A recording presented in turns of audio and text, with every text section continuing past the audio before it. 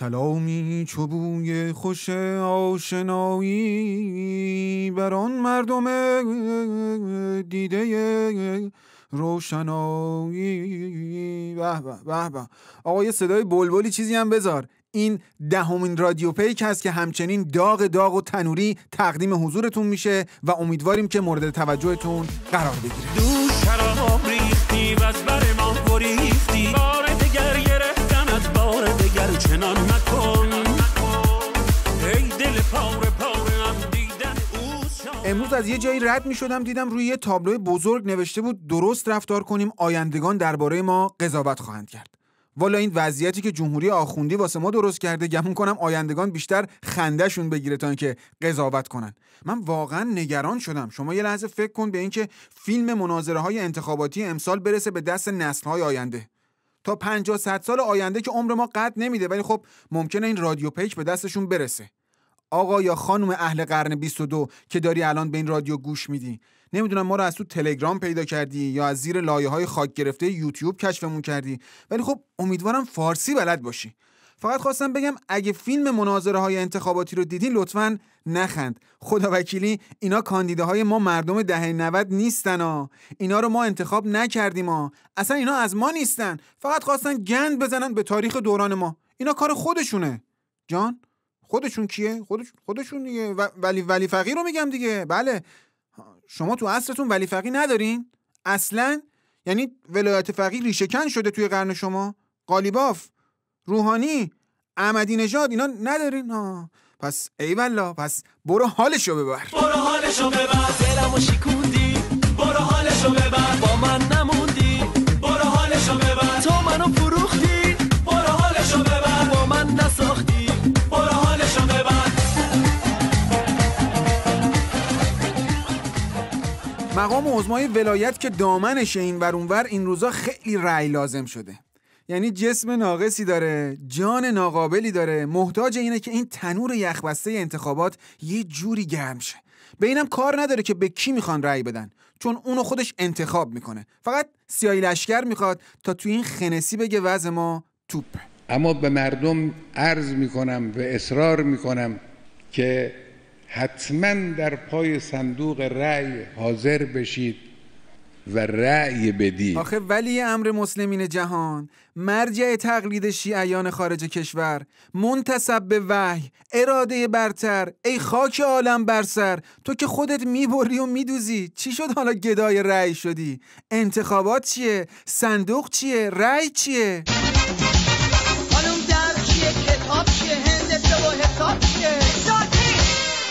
پس چیه؟ خانم مقام عظما داغونه. هر دم از این باغ بری میرسد. خبر جدید اینه که حماس با اصلاح اساسنامه‌اش خواهان تشکیل کشور فلسطین بر اساس مرزهای 1967 شده. خلاصه این حرف این میشه که بصیرت عظما اساسی پلاتین چسبوند. حالا معلوم نیست پولایی که این همه سال خرج دخالت توی فلسطین کردن رو از کدوم جیب عظما بیرون بکشن. احتمالاً اگه امام بود این جملهشو آپدیت میکرد و میگفت اسرائیل و فلسطین باید از صفحه روزگار محو بشن. على عهدي على ديني على أرض تلاقيني أنا لأهلي أنا فديهم أنا دمي فلسطيني فلسطيني فلسطيني أنا دمي فلسطيني.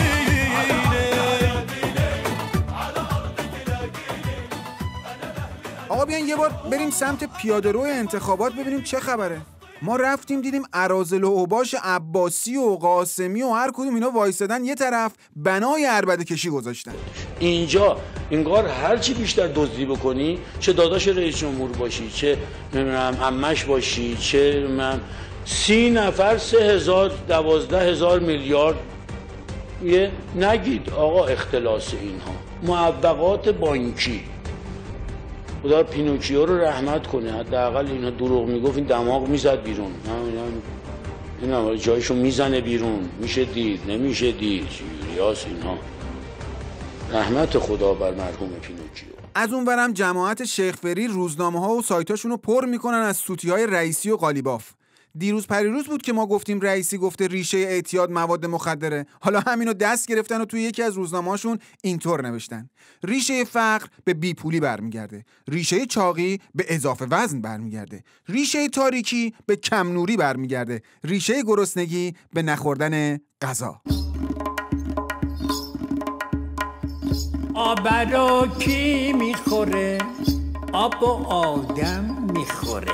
آدم و آبه و خاکه و زنگه و شمشیر و شیره و ببره و گرگه و سگه و گربه و موشه و گندم گله. یه نظریه این هست که میگه هر موجودی یه زندگی قبلی داره.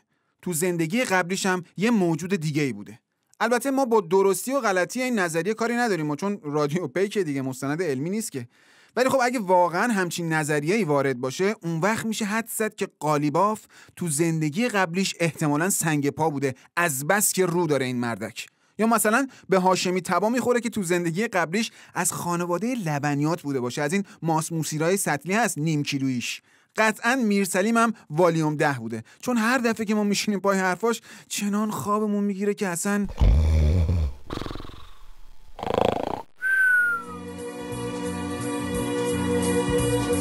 خوابم یا بیدارم، تو با منی، با من همراه. چند نفر از شنوندگان عزیز رادیو پیک گلایه کردن که چرا متن ادبی پخش نمی‌کنیم تو رادیو. ما هم از این پیشنهاد استقبال کردیم. حالا بریم ببینیم متن ادبی چی پیدا می‌کنیم.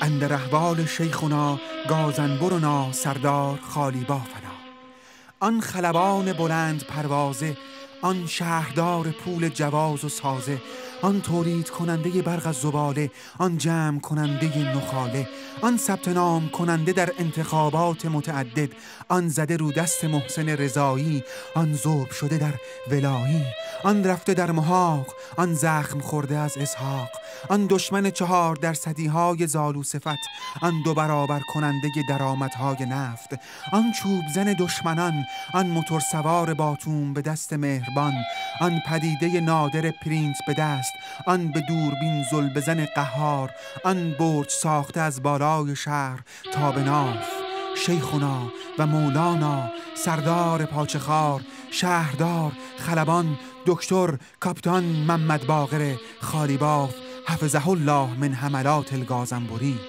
مناقب او بسیار و محامد او فراوان است.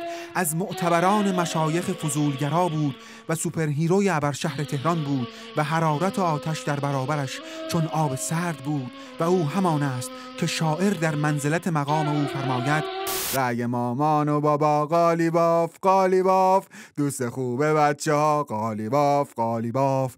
در عظمت شأن او همین بس که مولانا تتلو حفظه الله جگیله جگیله از او حمایت کرد و او را نامزد اصلح دانست و جمله مریدان در موافقت فریاد سر دادند که بقبقو بقبقو بقبقو. بخشید دیگه، ما متن ادبیمون در همین حد کشش داشت. بقبقو بقبقو بقبقو.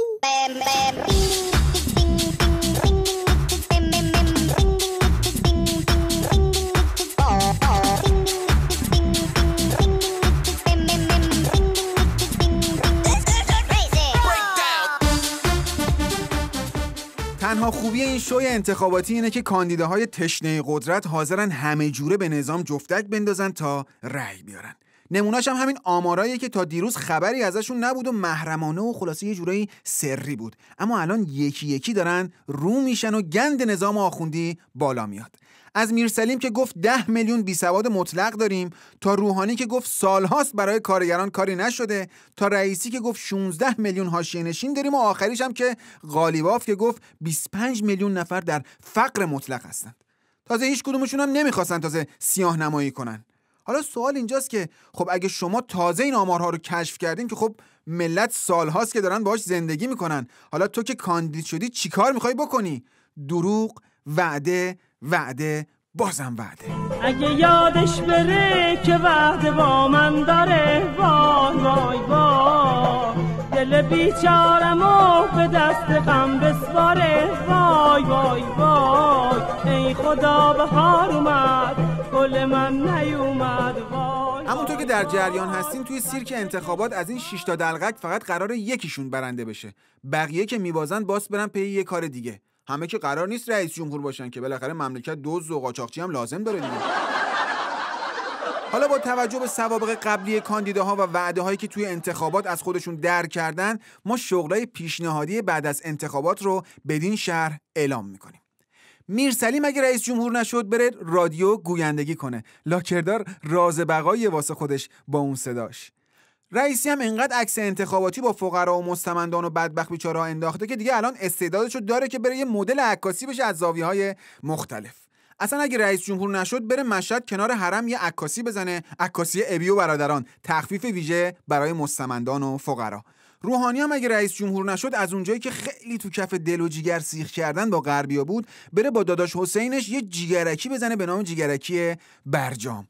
قالیباف هم اینجوری که به نظام لگد زد فکر نکنم جای دیگه بهش کار دولتی بدن. فلزا دور میدون تجریش بلالیه بلال، بدو بیا شیرین بلال، آقا بلال بدم، بلال جهادی دارم، بدو بلاله. بلال بلال سی خودت کردی کباب سی خودت کردی، بلال بلال سی خودت کردی کباب سی خودت کردی.